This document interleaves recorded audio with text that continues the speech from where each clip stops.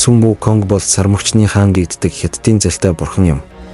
Сун Вуконг Японоор Сунгоку гэж нэрлэдэг бөгөөд энэ нь лууд бөмбөлөг киног бүтээгчдэд санаа өгч түүнээс маш их урам зориг авсан гэдэг. Тэрээр Нижа болон Тэнгэрийн дөрвөн хааныг 28 одны Тэнгэрийн цэргийн 100 мянган тэнгэрлэг дайчдыг ганцаараа ялав.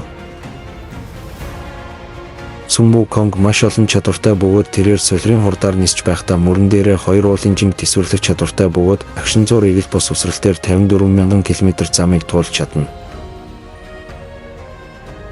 Дэлхийн янз бүрийн амьтан, объект болон хувиргах чадварыг багтаасан 72 өөрчлөлтүүдийг хийж чаддаг. Энэ нь түүнд 72 өвөрмөц хүчийг ашиглах боломжийг олгодог.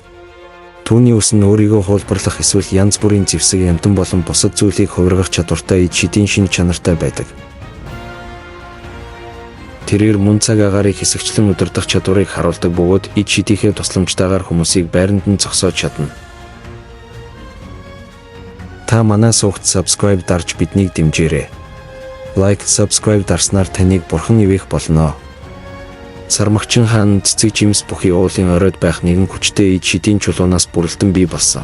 Гэхдээ энэ чулуун энгийн чулуу биш юм. Учир нь энэ нь эерэг шинж чанартай ян тэнгэр болон цөрөг шинж чанартай энэ гих газар доороос хоёулангаас нь эрчим хүч авдаг чулуу юм.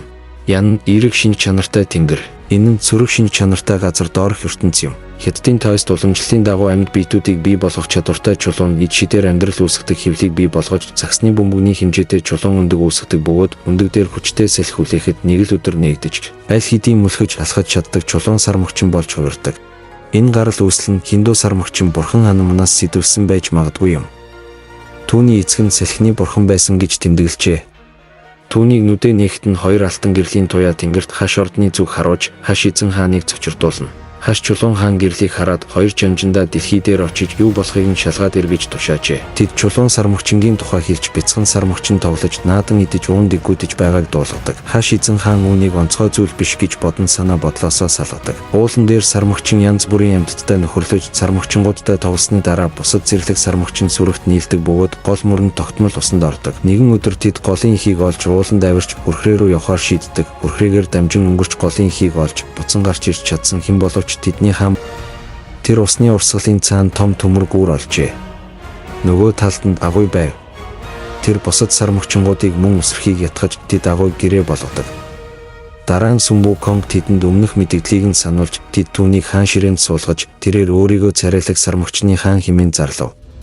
Энэ наад жаргал удаан үргэлжилсэнгүй. Түүний хуучны сармагчин Андын нэгэн нас барахад сармагчны хаан маш их бухимддаг.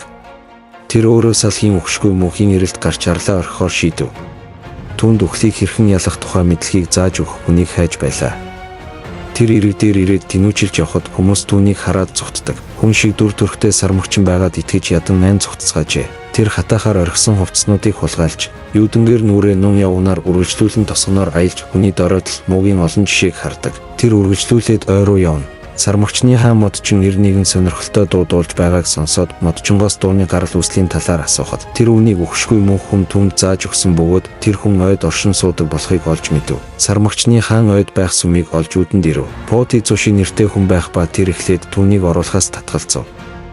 Сармагчны хаан явхаас татгалзаж үүдний гадаа олон сар оруулахыг хүлээж суулаа. Пути Цуши түүний тууштай зан чанарт гайхагдаж сармагчны хааныг оруулав. Пути Цуши сармагчны хааныг шавийн хуваар хүлээн авлаа. Түүнд Таоист бүх дэвшилтэд дадлагыг сургадаг. Түүний дотор өгшгүй мөнхийн зам багтсан байлаа. Сун Вуконгд түүнтэй уулзах нь түүний хувь тавилан байсан гэж хэлв. Дараа нь Пути Цуши Сун Вуконгд хизээж өөрийн чадвараараа өнгөрөх хэрэггүй гэж зөвлөжээ. Ингэх нь бусдад чадвараа зааж өгөхийг хүсэхэд дэмжиж болох юм. Хэрв чи тэдэнд заах юм бол тэд асуудал үүсгэж болно. Хэрв чи тэдэнд заагаагүй бол тэд чамд дургуутсах болно гэж тэр зөвлөжээ. Дараа нь тэр сармагчны хаанд гайхалтай чадваруудыг нь хэн зааж сургасныг илчлэхийг хориглов. Үнэн ч Сун Вуконг түүний багш хэн болохыг хизээж илчлэхгүй гэж тангараглав. Тэр үед Сун Вуконг ойд сэрдэг. Багшийнхан заасан бүх жилүүд ямар нэгэн шахагдсан цагийн транс хэлбэрээр явагдсныг ойлгосон ба удахгүй Сун Вуконгоос түүний хүч чадварын талаар асуух болгонд тэрээр зүүдэндээ бүгдийг сурсан гэж хариулдаг болжээ. Тэр буцаж ирэхдээ төөрөгдлийн хаан нэртэй чөтгөр цэцэг жимсний ууланд сармагчингуудыг нь боол болгон ашиглахаар хулгайлж байгааг олж мэдэв. Тэр чөтгөр болон түүний туслахуудыг алж хулгайлагдсан сармагчингуудыг авардаг. Тэрээр мөн ойр орчмын орноос туслахуудаа зориулж агуулхаас нь бүх зэвсгийг нь авчирдаг боловч түнд тохирох зэвсэг олдохгүй л байлаа. Луугийн хаадууд олон эрдэнэс эзэмшдгийг мэдээд Зевсгийн эрэлт гарч далай руу аялж Луугийн хаадын ордныг олно. Үүдэнд Сүм Вуконг Зевсгүүдэд танилцуулахыг хүссэн боловч Луугийн хаан ав Гуангл хамгаалагч нартаа түүнийг буцаахыг тушаав. Сүм Вуконг хамгаалагчдын эсэргүүцлийг үл тоомсорлон орж ирэв. Луугийн хаан битгий андуураад байгаараа муу сармагчин гэж уурлан буцахыг шаардлаа. Ордон дотор нэг хаанаас татгалзуулахгүй тул тэрээр өөрийгөө танилцуулж Луугийн хааныг түүнд зэвсэг өгөхийг уриалав. Сүм Вуконг үнэхээр гайхалтай гэдгийг ухаарсан Луугийн хаан гэмт уриалгахан болж зочломтгой зан чанартай мэд дур үзүүлэн доод албан тушаалтнуудаа зэвсгээ араас нь авч ирэхийг тушаав. Сүм Вуконг зэвсэг тус бүрийг туршдаг боловч аль нь ч сармагчны хааны хувьд хангалттай хүчтэй байдаггүй. Нөхцөл байдалд сэтгэл хангалуун бус байгаа Сүм Вуконг дараа нь дөрвөн тэнгисийн тогтворжуулагч руу Жингу банк алтан туудастай саваа болон зүүн тэнгисийн Луу хаан ав Гуангаас эрдэнсийг олж авав. Сармагчны хаан багныг зэвсэг мэт ашиглах хангалттай хүчтэй цорын ганц амьтан юм. Мөн тэдний хооронд агшин зуурын ойр дотн үйлцэл харилцаа байдаг. Алтан туудсад баг нь хэмжээгээ өөрчилж болно. Эзнийхээ хүслээр хол нисч өрсөлдөвчөө довтлох чадвартай зэвсэг ашиглахгүй байх үед 7960 кг жинтэй. Сармагчны хаан үүнийг ойдлын зүүнний хэмжээтэй болгон багасгадаг. Жижигэр гэж хэлээд чихэндээ хийн. Шидэд саваа авахаас гадна Сармагчин хаан Луугийн хааныг түнд хувцас бэлгэлэхийг хүслээ. Луугийн хаан бусад гол Луугийн хаадтай холбогдож Сүм Вуконгийн төлөө зэвсэг авахд нь туслахыг хүсэхэд тэд удалгүй ирдэг. Сүм Вуконгд алтан гинжтэй хуйг, Фениксийн өдөн малгай, үүлэн гутал зэргийг өгөв. Фениксийн өдөд малгай нь Луугийн хаадын эрдэнсийн нэг байв. Фениксийн өдөр чимгэлсэн улаан алтан цаграг нь уламжлалт байдлаар урд талд нь Хятадын Феникс шувууны хоёр судалтай өдтэй төмөр цаграг хэлбэрээр дүрслэгдсэн байдаг. Сүм Вуконг Луугийн хаадад талархаж баяртайгаар явлаа.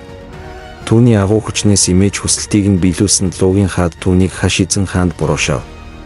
Ууланд буцаж ирээд тэр шин зэвсгээ сармагчин овогтоо үзүүлв. Бусад аратан гүрний анхаарлыг татдаг ба түүнтэй эвсгийг ирмэлцдэг бух чөтгөрийн хаан, Соряны чөтгөрийн хаан, нэг ивэрт чөтгөрийн хаан, Хадны чөтгөрийн хаан, Арслан сүнсний хаан, Макакийн сүнсний хаан, том хамарт хаан төрөлхтнүүдтэй ах дүүгийн холбоо байгуулдаг. Одоо түүнийг Луугийн хаадыг харлуулсан хэрэгээр цаазаар авах ялганоолоо. Сүнсийг нь авах гэсэн тамийн оролдлогыг эсэргүүцэв. Тэр амьдрал үхлийн номноос өөрийнхөө нэрийг устгадаг. Бүх амьд ба мөнх бус хүмүүсийн нэрсийг агуулсан амьдралыг удирдах чадвартай гэж үздэг номын цуглуулга юм. Луугийн хаад ба тамийн хаад энэ явдлыг хаш эзэн хаанд дахин мэдээлв. Тэнгэрлэг арим түүнийг бүрмсэн устгах гэж оролдож бүх зүйлийг ашигладаг. Гэхдээ амжилтанд хүрнэ гэж найдсан талаар болдог.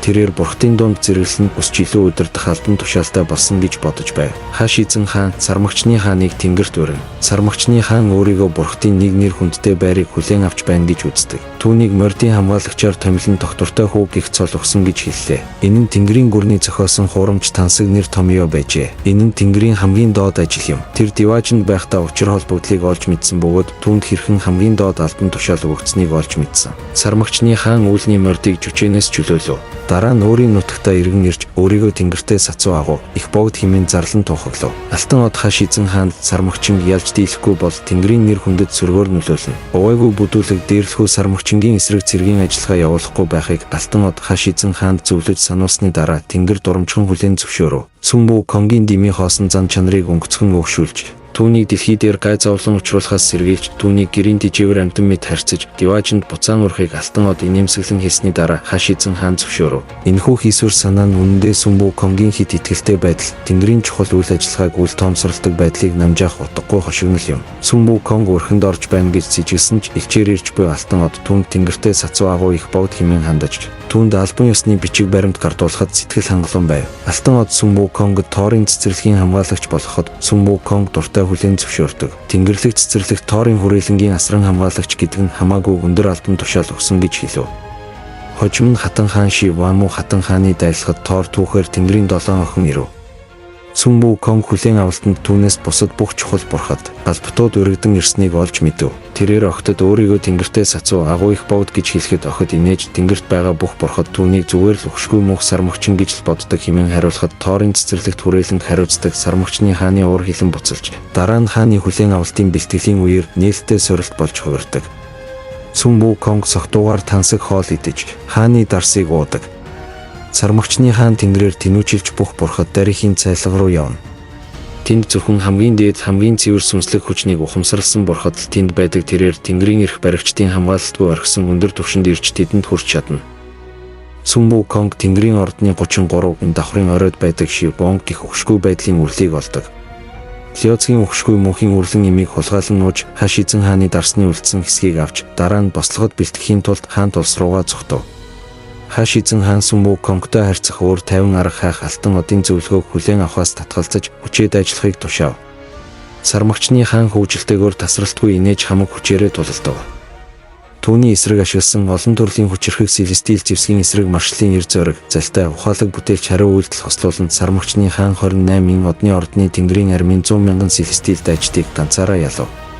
Насья болон Тэнгэрийн дөрвөн хаан дараа нь Нэгүслийн бодистой Гуанан болон түүний шав мужа Мокшанаар ирж Гуананд нөхцөл байдлыг тайлбарлана. Тулалдуулахаар мужиг илгээв.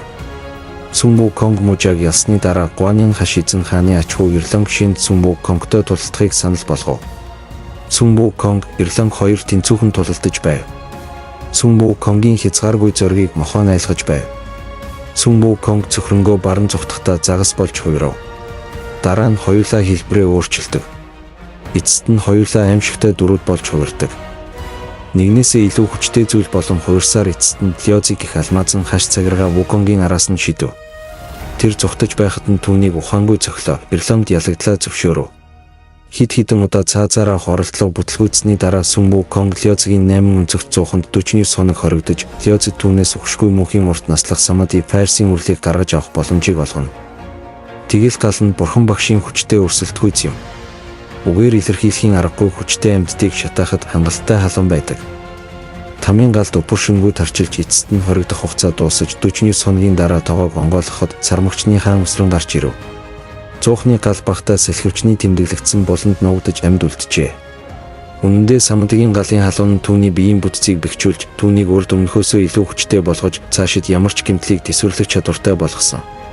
Халуун гал нь түүнд шин чадварыг өгчээ. Сармагчны хаан одоо шинэхэн чадвар болох Хуайн жинжингийн гэрэлтсэн алтан харцаараа хорон мууг таних чадна. Дараа нь Сүм Вуконг зуухыг устгаж Хашизэн хаан болон түүний ахлах зөвлөхүүдтэй халз мөргөлтгөөр Тэнгэрийн гол танхим руу явв. Хашизэн хаан болон Тэнгэрийн эрх баригчид буддад ханддаг ба.